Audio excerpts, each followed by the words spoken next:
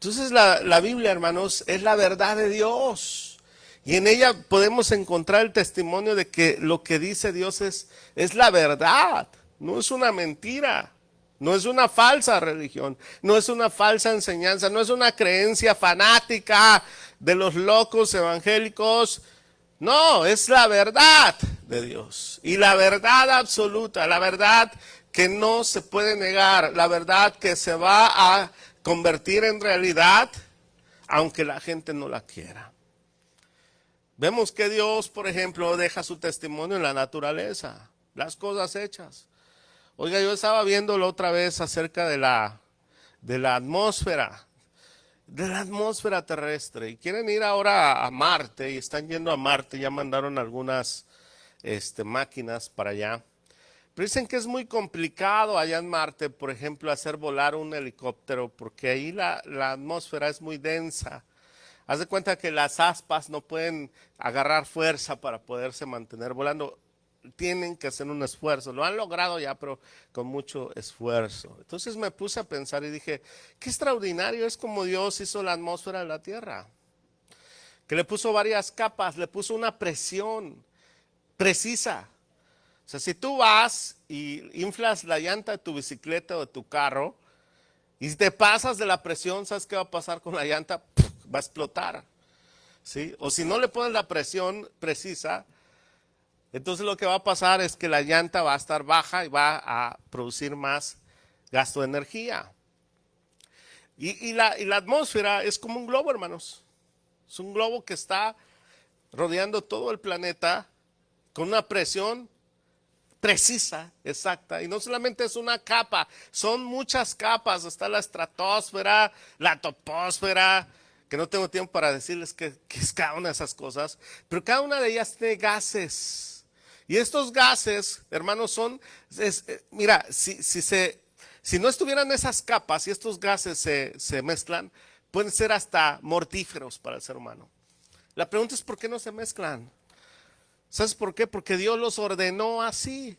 Ahora, no puedes decir, es que esto fue producto de la evolución, porque en Marte no pasa eso. Si tiene miles de millones de años igual que la Tierra.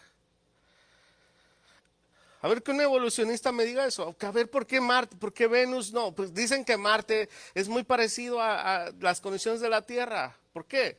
Porque si tiene miles de millones de años no pasó algo igual que la Tierra.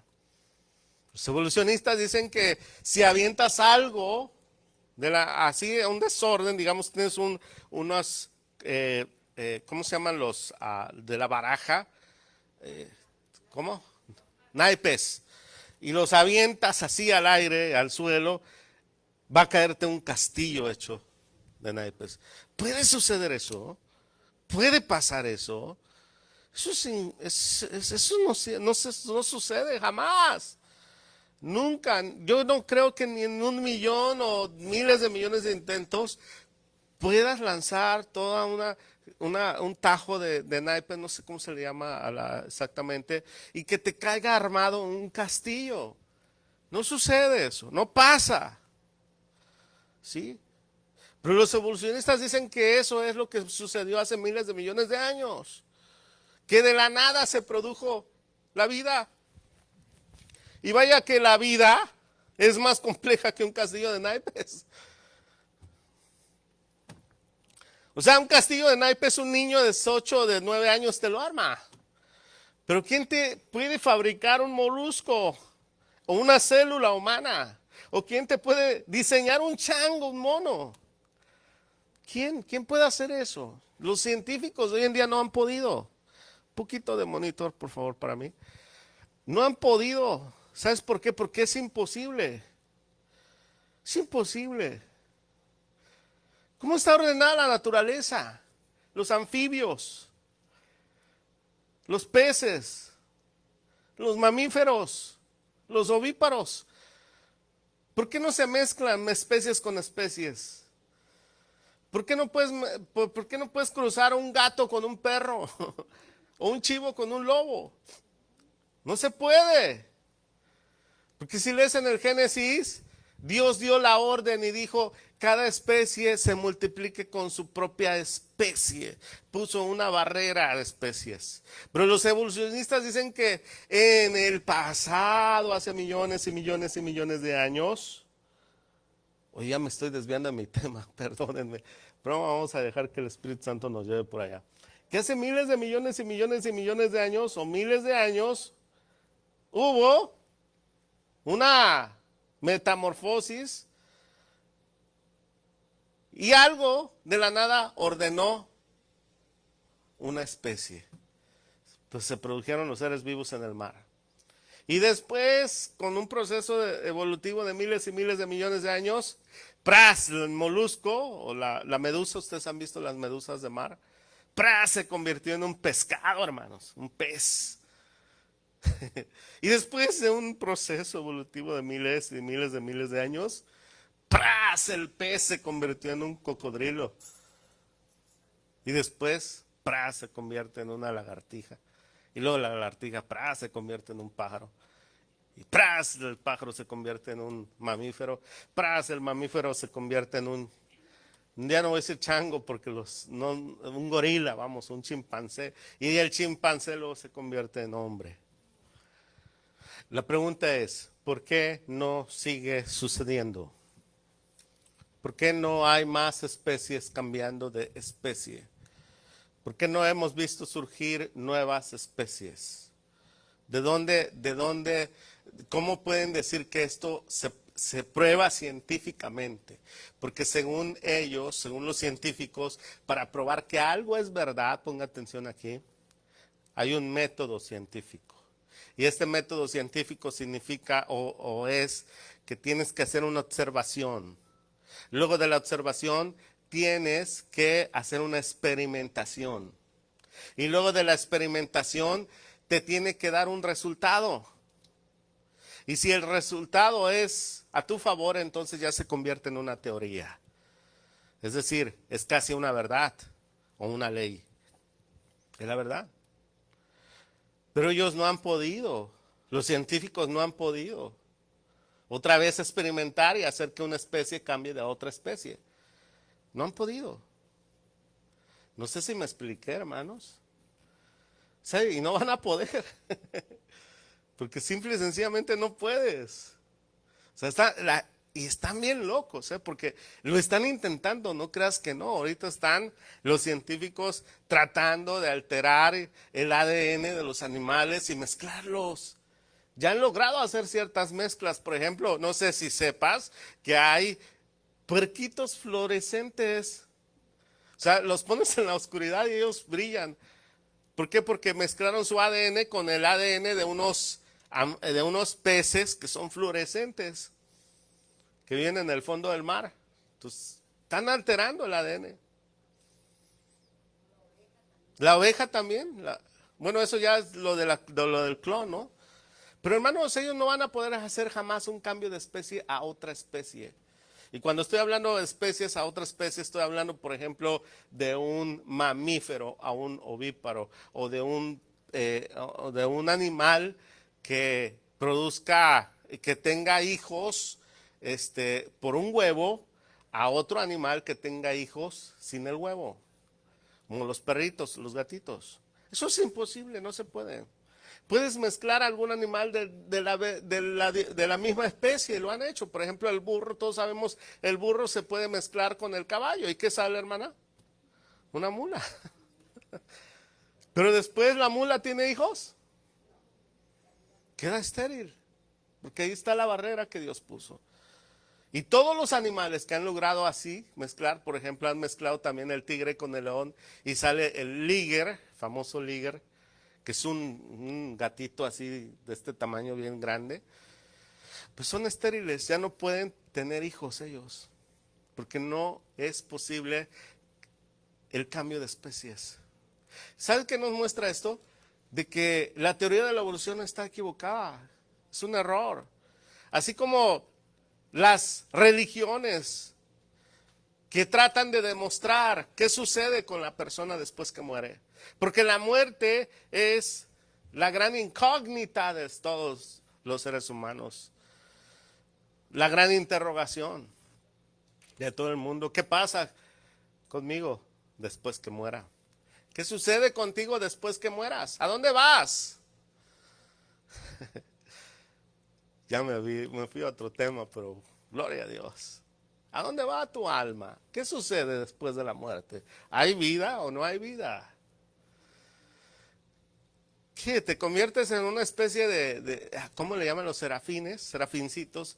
Y los serafincitos que tienen en la mente las personas son unos niñitos encueraditos, con unas alitas, gorditos, todos gordetes, con los cachetes rosados, y que andan volando ahí los serafincitos, todos contentillos, en una especie de lugar con nubes transparentes y blancas, azuladas, y que allá andan felices. Eso piensa la gente, algunas personas. No es así. Un serafín, en primer lugar, no es un niño. La Biblia siempre muestra a los ángeles como adultos. Jamás en la Biblia vas a encontrar un ángel niño. Y vaya sea dicho de paso, Dios ordena en su palabra estrictamente: no te hagas imagen ni semejanza de lo que hay en el cielo, ni en la tierra, ni debajo de la tierra. Fíjate, es una orden, es un mandamiento. Dice, no te hagas imagen ni estatua. Imagen significa estatua, pintura, escultura, lo que quieras. De lo que está en el cielo, que hay en el cielo: serafines, querubines, ángeles. Está María, está Pedro, está Juan, están los apóstoles, ¿verdad? Todos están en el cielo. No te hagas imágenes de lo que está en la tierra, ni debajo de la tierra. Ese es el primer mandamiento. El segundo es: no te inclines a adorarlos, no los reverencies, no los respetes. Eso no le agrada a Dios. Porque Dios dice, son criaturas hechas por mí. Por eso es que a Dios no le gusta que adoremos cosas que han sido hechas y formadas por Él. Porque todo lo que hay en este universo, todo lo que hay en esta tierra, todo lo que hay en el universo, vuelvo a repetir esa palabra, y ahora con connotación espiritual y material, porque hay un universo material y hay un universo espiritual. La Biblia llama las cosas visibles y las cosas invisibles. Lo que se ve y lo que no se ve, lo hizo Dios. Dios lo hizo. Estamos viendo hoy un aumento de personas, o más bien de series, películas, dibujos animados, donde hay muchos dioses. Me da risa que hay un dios, el hermano de este famoso, el Thor. Ustedes han visto lo de los Avengers, que dice que el Thor es el dios del trueno y el hermano es el dios de la mentira, pues Satanás. El Loki es el Loki, el que sale en las series. Según la Biblia, el dios de la mentira es Satanás y Loki es el dios de la mentira. Pero me da risa porque se murió, lo mató el malo en la película. Lo mató, le quebró el cuello y se murió. Y ahora para revivirlo tuvieron que ir al pasado. O sea, mire, para que alguien sea Dios, primero que nada, Dios no muere. Dios no nace. Dios no ha sido creado por nadie, ni por nada. Él es desde el principio y será hasta el final.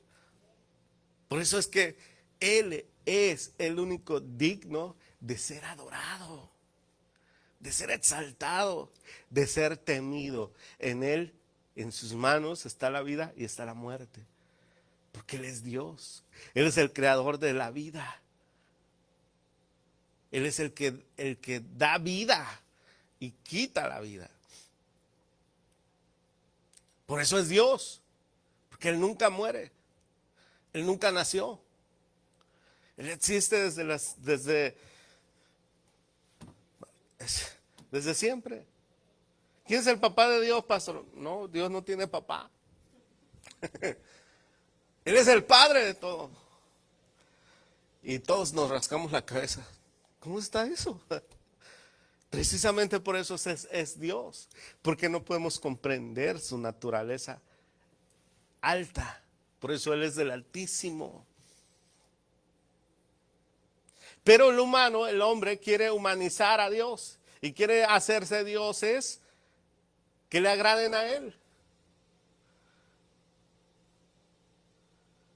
¿Sí? ¿Me explicó? Quieren hacerse dioses que al hombre le agraden porque muchas veces Dios, el Dios verdadero, el Dios que tiene la verdad, el Dios de la Biblia, o no lo conocemos o no nos agrada lo que nos pide. ¿Por qué no nos agrada? Porque a veces nos pide que dejemos de hacer lo malo. Pero nos gusta hacer lo malo. Yo recuerdo cuando me predicaban el Evangelio, antes de conocer a Jesús, yo tuve conciencia de que había un Dios. Y yo sé que así hay mucha gente. Hay diversas clases de gente. Hay gente que en el mundo dicen que no creen en Dios. Y les creo. Piensan que no hay un Dios. Pero hay otra gente que sí sabe que hay un Dios. Y está consciente de que hay un Dios. Pero les gusta vivir la vida. Como a mí. Yo sabía que había un Dios. Es más, yo puedo decirles que yo le tenía temor a Dios. Porque uno dice, no, Dios me va a castigar. La famosa frase, Diosito me va a castigar. No, yo no voy a hacer eso porque Diosito me va a castigar. Y entonces yo creía en Dios, pero no quería seguir a Dios porque sabía que si seguía a Dios tenía que dejar la fiesta, la bebida, las mentiras, la pachanga, el gozo, el dinero y todas esas cosas. Y yo decía, no hombre, pero es que servir a Dios y me meter a una iglesia, vestirme como aleluya, como un gloria a Dios. No, a mí no me gustan esas cosas. Luego están bien locos, gritan, lloran, saltan. Y yo decía, no. Pero me llevaron de joven, tenía creo que 13, 14 años a la iglesia. Y yo, hermanos, vi a esos hermanitos que estaban llorando y unos brincaban y danzaban así. Y yo decía, ¿qué gente tan loca? No, yo no me quiero ir yo de aquí. Hermano, es la verdad. O sea, cuando tú no tienes una revelación de Dios, no vas a entender las cosas de Dios. Para ti las cosas de Dios son locura. Porque la persona tiene que tener un encuentro. ¿Quién es Jesús? Que Jesús se presente a ti. Cuando Jesús se presenta a ti, entonces tú empiezas a entender esas cosas que pasan. Hoy yo sé que cuando la gente llora, cuando la gente danza, cuando la gente grita, es porque el Espíritu de Dios está haciendo algo con ellos. O ellos están siendo quebrantados delante de la presencia de Dios. Pero yo antes no podía entender eso porque mi mente estaba carnal. Mi mente no había tenido un encuentro con Jesús. Entonces, no podemos entender quién es Dios si primero, hermanos, no tenemos un encuentro real con Jesús. ¿Quién es Jesús? Y me gusta en la Biblia. Ya voy a dejar de lado mi primer mensaje. Siembra, ya se los predicaré otro día. Siembra para tu futuro. Y me viene a la mente ese pasaje de cuando Jesús sana al ciego. ¿Usted lo ha leído en el libro de Juan? Dice que va pasando Jesús y lo sana. Y queda sanado. Y aquel hombre, pues gozoso, ¿no? Dice la Biblia que era un hombre mayor, ya tenía más de 40 años. Y entonces lo agarran los fariseos, hermanos. Y le dicen, ¿quién te sanó? Un hombre llamado Jesús, hijo. Un hombre llamado Jesús. ¿Qué hizo contigo? Y les explica, no, pues me hizo esto, aquello, el otro. Pero ¿cómo tú dices que era ciego? Yo nací ciego, le digo. Pero ¿cómo lo compruebas? Y mandan a traer a los papás del ciego. A ver, ¿tu hijo era ciego, sí o no? Sí, desde que nació era ciego. ¿Cómo es que ve? Los fariseos preguntan y pregunten. No sabemos, pregúntenle a él, ya está grande, ¿qué edad tiene? Pero dice la Biblia que decían eso porque tenían miedo de que los expulsaran de la sinagoga, de la iglesia. Era una iglesia religiosa de la época de Jesús. Hermanos, hay iglesias religiosas y hay iglesias que son iglesias de Jesús. No todo lo que se llama iglesia es iglesia de Jesús. Hay iglesias que son religiones. Y en las religiones precisamente no quieren a Jesús. No lo mencionan, lo pueden hablar de él, pero Jesús no está ahí. ¿Por qué? Porque ellos prefieren hacer lo que los mandamientos de hombre, las reglas de hombre se demandan a lo que dice la Biblia, la palabra de Dios. Y ponen por primer lugar los mandamientos del hombre. Aquí se tiene que hacer como dice el santo apóstol o el santo papa o el santo pastor y punto. No, pero es que la Biblia, no, aquí lo que dijo el pastor es lo que se hace, aquí lo que dijo el papa es lo que se hace. Pero la Biblia, no, ya te dije que no, aquí no puedes hablar, no puedes decir algo contrario a lo que ya se estableció. Eso es una religión, hermano. Cuando no se le da entrada a la Biblia, a la palabra de Dios. Donde no se hace lo que dice la Biblia, lo que dice la palabra de Dios. Y eso era lo que hacían los fariseos. Los fariseos habían puesto muchos mandamientos de ellos, de los hombres, por encima de la palabra de Dios. Decían que servían y que hacían la palabra de Dios, pero no era verdad. Lo que hacían eran sus propios mandamientos, sus propias reglas. Por ejemplo, dice, y esto no está en la Biblia, en la ley de Moisés, pero ellos habían añadido que antes de comer tenían que lavarse 7 veces las manos. No podías comer si no te lavabas 7 veces las manos. Y si comías, si no te lavabas 7 veces las manos, eras un pecador. Pecador. No un cochino, como decimos hoy, estás bien sucio, lávate las manos. No, un pecador. ¿Sí? Entonces, hermanos, eso es religión. Entonces le dicen al ciego, ¿cómo fue? ¿Qué pasó? Y entonces, tanto le preguntan que el ciego les dijo, y bueno, ¿y ustedes qué traen contra él? Nunca se ha oído que un profeta o que un hombre de Dios le abra los ojos a un ciego. Y yo era ciego y él me los abrió. Y entonces los fariseos dicen, no, ese no es profeta, porque no hace lo que nosotros decimos, lo que nosotros hacemos. Ellos dijeron, no hace la ley de Moisés, pero lo que en realidad ellos querían, que Jesús hiciera lo que ellos mandaban, lo que ellos querían que la gente guardara. Esa era la religión, hermanos. Y entonces el ciego les dice, ya se los dije una y otra vez, ustedes quieren ser discípulos de él. Y hermanos se enojaron, pero bien tenaz, bien feo. Nosotros somos discípulos de Moisés, tú eres discípulo de ese. Y maldijeron, hermano, y lo expulsaron de la sinagoga, de la iglesia. No te queremos ver por aquí jamás. Pero él todavía no entendía quién era Jesús. Que Jesús era Dios, hermanos. Él sabía que había, porque él lo dijo, un hombre llamado Jesús. Luego dijo, era profeta. Luego dijo, él viene de Dios porque Dios no oye a los pecadores. Pero dice que cuando lo expulsan de la sinagoga, se encuentra con Jesús en la calle, preciso. Y entonces Jesús le dice, ¿crees en el Mesías? ¿Crees en el Hijo de Dios? Y el ciego le dice, ¿quién es, Señor, para que yo crea en él? Y Jesús le dice, yo soy. Y cuando le dice eso, hermanos, él se postra delante de Jesús. Fíjese, se postra, se arrodilla y le dijo, creo, Señor. Jesús en ese momento se le reveló que él era Dios, que él no era una religión, que él no era un profeta más, él no era un hombre sabio más. Estaba Pedro pescando, toda la noche pasó pescando, se fue con sus amigos a pescar, o sus trabajadores, más bien dicho, porque él tenía una compañía. No sé si saben que Pedro tenía una compañía, un barco pesquero, eso era lo que él se dedicaba, era pescador, tenía su negocio de pescar, de pesca.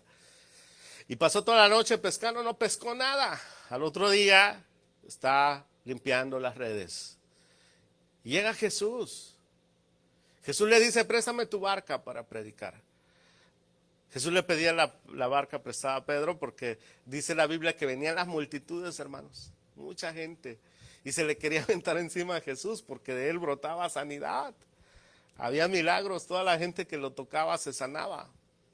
Entonces, para poner un espacio entre la multitud y él, para poderles predicar la palabra, y aquí hay un principio y una verdad muy importante, hermanos, que para Dios es prioridad que se predique la palabra antes que los milagros. O sea, él hace milagros, él hace sanidades, él hace liberaciones, pero él quiere que se predique la palabra. Por eso es que él ponía se subía a la barca para que la gente no se le aventara encima y él pudiese predicar la palabra, la Biblia, la verdad de Dios. ¿Sabes por qué? Porque la palabra misma nos dice que a Dios le agradó salvar al hombre por la locura de la predicación. El hombre, el ser humano, no puede salvarse, no puede salvar su alma, no puede ir al cielo si no cree en lo que dice el Evangelio de Jesús, la palabra de Jesús, la predicación verdadera de Jesús. ¿Y cuál es esta? Pues que Jesús murió por nuestros pecados. Él murió por nuestros pecados. ¿Por qué? Porque nuestros pecados, oiga bien y ponga atención aquí, nuestros pecados nos estaban llevando a un lugar llamado infierno. No podemos adornar eso. La mayoría de predicadores quieren decir, porque nuestros pecados nos llevan a la muerte.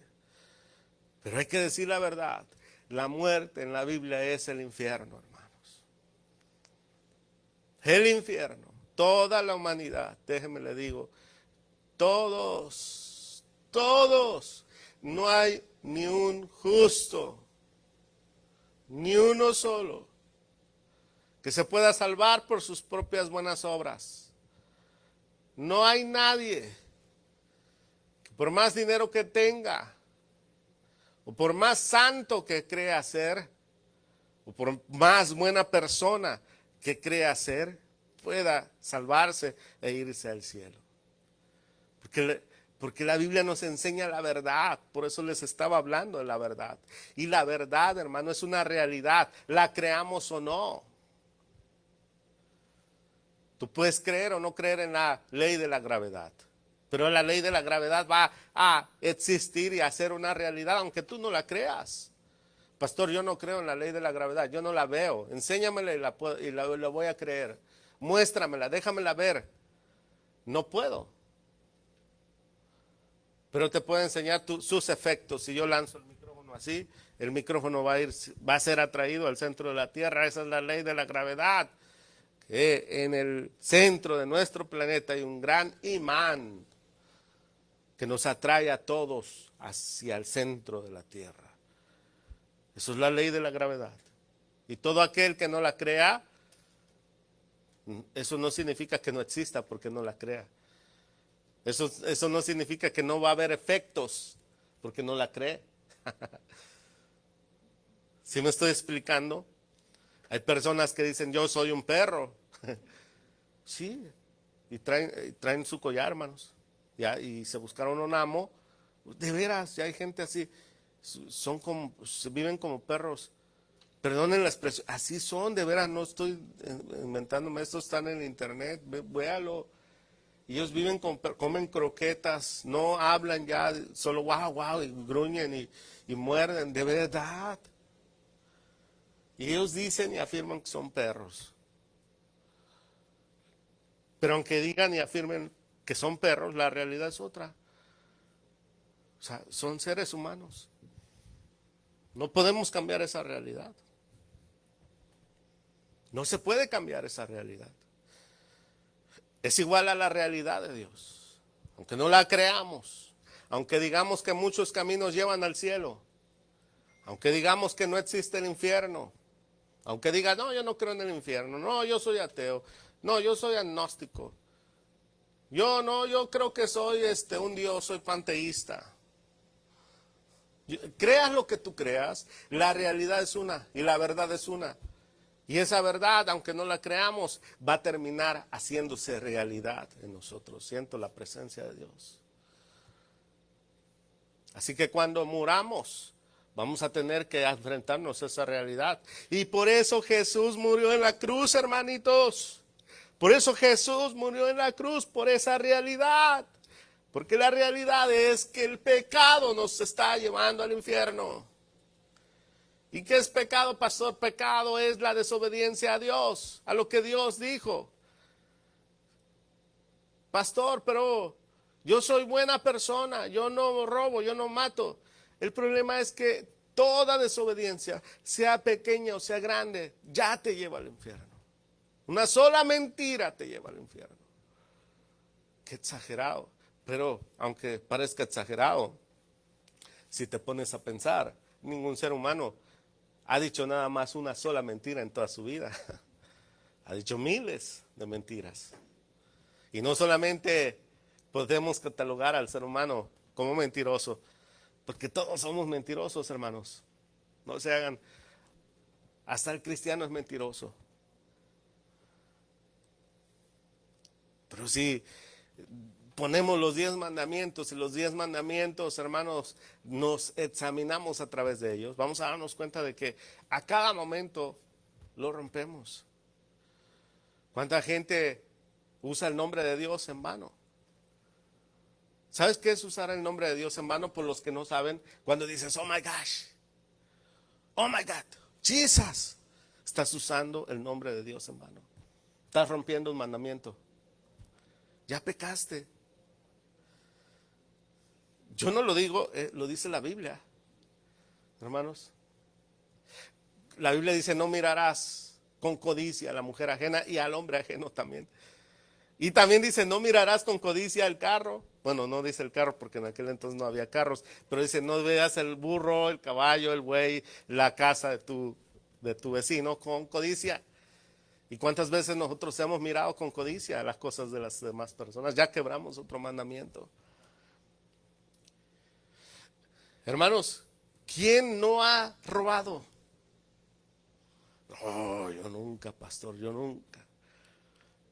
¿Acaso nunca has tomado un dulce por ahí que no era tuyo, nadie te lo dio?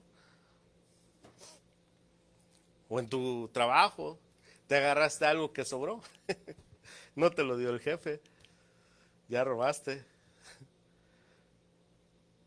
Nada, es que lo queremos adornar, ¿verdad? Pero eso es un pecado.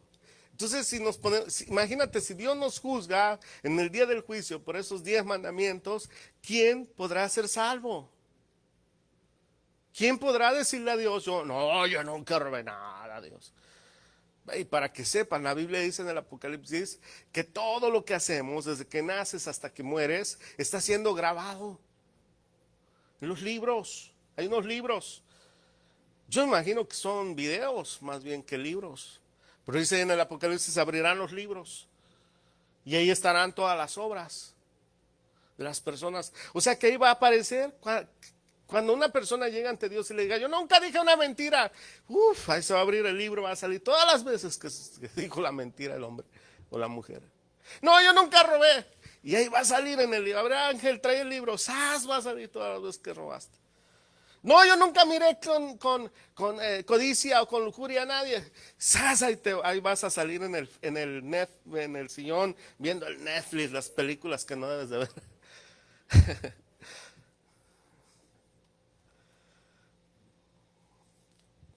Por eso la Biblia dice que todos estamos condenados, hermanos. Que no hay escape por nuestras propias fuerzas. Y el evangelio son buenas noticias. Y las buenas noticias es que por eso Jesús murió por nosotros, hermano. Por eso Él dio su vida. Por eso Él murió en esa cruz. Porque Él sabe, Dios sabe que los seres humanos no podemos ganarnos el cielo por nuestras propias fuerzas y por nuestras propias obras. Por eso Jesús en la cruz murió por ti y murió por mí. Él puso su vida en tu lugar, en mi lugar y en el lugar de todo el mundo. Eso es lo que vino a hacer Jesús. Él siendo Dios, dice la Biblia, Él era Dios.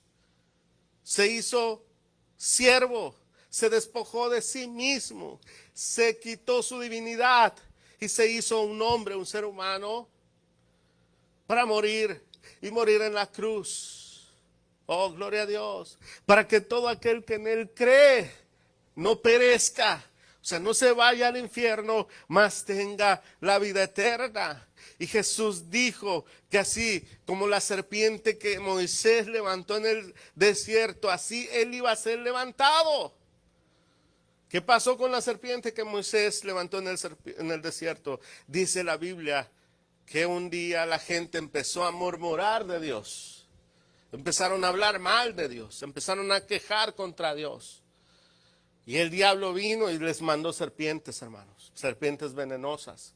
Y empezaron a picar, a morder a la gente estaba muriéndose. Fueron con Dios y le pidieron a Dios y a Moisés, Moisés, ora por nosotros. Y Moisés oró. Y Dios le dice a Moisés, fórmate una serpiente de cobre, para que todo aquel que sea mordido por una serpiente real, mire a la serpiente de cobre y cuando la mire yo voy a operar mi poder y lo voy a sanar. ¿Sabe? Hay actos de fe. Bien, Dios pudo haber sanado a la gente, pero Él dijo, quiero que la gente haga un acto de fe. ¿Y cuál era el acto de fe? Que si te mordía la serpiente, tenías que ir ahí todo cojo, ¿verdad? Y, ay, quiero ver la serpiente cobre. Y ya cuando miraba la serpiente cobre, el veneno ya no tenía efecto en ti. Eso es lo que Jesús hizo en la cruz. Cuando tú, que estás infectado, o cuando yo estuve infectado por el veneno del pecado, oh, gloria a Dios, en fe, fui a ver a Jesús en la cruz. Y cuando lo vi con mis ojos de fe, sabiendo que Él murió por mí, entonces el veneno del pecado, hermano, ya no tiene efecto. Dale un fuerte aplauso a Jesús. Porque el efecto del pecado es anulado por el antídoto de su sangre que fue derramada en la cruz. Oh, gloria a Dios. Jesús por eso murió en la cruz, hermanos. Ese es el secreto. Pero Jesús se te tiene que revelar como Dios. Pedro entonces, volviendo a la historia que les estaba contando, no crean que se me olvidó, le dijo al maestro, porque Jesús terminó su prédica, ¿verdad?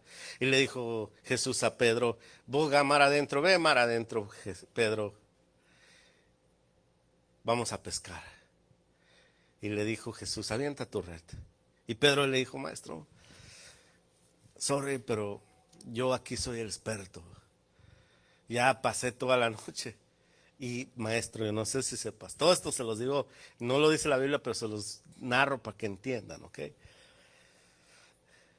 Solo en la noche se puede pescar, porque los peces en la noche salen a comer, maestro. En el día ya están descansando, están durmiendo. El sol está muy fuerte y ellos ya no salen a la superficie. No podemos pescar. Y le dijo Jesús, cree, tira a mano derecha la red. Y Pedro dijo, bueno, en tu palabra lo haré. Y todo incrédulo, hermanos, Pedro avienta la red. Era imposible, ¿eh? Para los que sepan de pesca, era imposible. Pero Dios, Jesús ahí hizo un milagro. Dice la Biblia que cuando recogen la red, está tan llena de peces que la barca se estaba hundiendo, hermanos. Pedro le hizo señas a los demás, a otros que estaban por ahí con las barcas. A ver, vengan y nos ayuden. Hermanos, y cuando sacan esa red y ven la cantidad extraordinaria de pescados, Pedro lo único que supo es que había presenciado un milagro. Un milagro. Escuche bien, escuche ahora lo que pasa. Cuando Pedro ve eso, dice que voltea a ver a Jesús y él cae de rodillas y le dice, apártate de mí, Señor, porque yo soy un hombre pecador. Ahí, en ese momento, Jesús se le reveló a Pedro como Dios. ¿Sabes?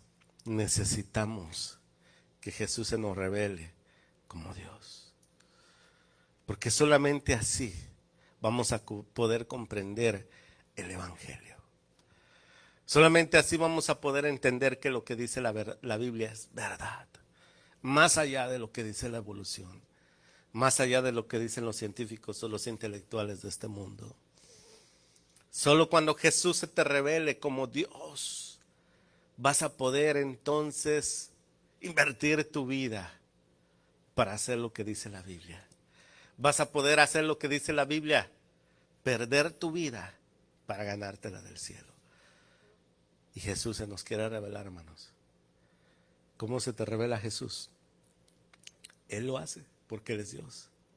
No le podemos decir, hazlo, porque Él es soberano. Pero sí le podemos pedir, revélate a mí, Jesús.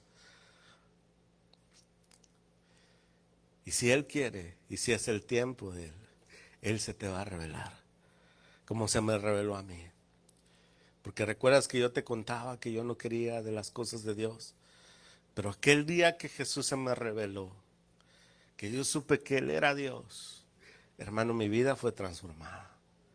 Yo dejé el pecado, dejé la maldad, no porque yo me lo propuse, sino porque Él vino y me ayudó. Hoy siento que el Señor quiere esto, revelársete a ti. Y quizás algunos de ustedes ya han tenido una revelación con Jesús. Pero hoy siento en mi espíritu que Él quiere volverse a manifestar a tu vida. Que vuelvas a experimentar tener a Jesús frente a frente. Su misericordia, su gracia, su bondad, su amor. Porque Jesús no se le reveló nada más una vez a Pedro, ni a los discípulos, varias veces. Ponte de pie y hoy vamos a orar. Siento la presencia del Señor. Aquí está el Señor ya. Yo siento que Jesús ya vino.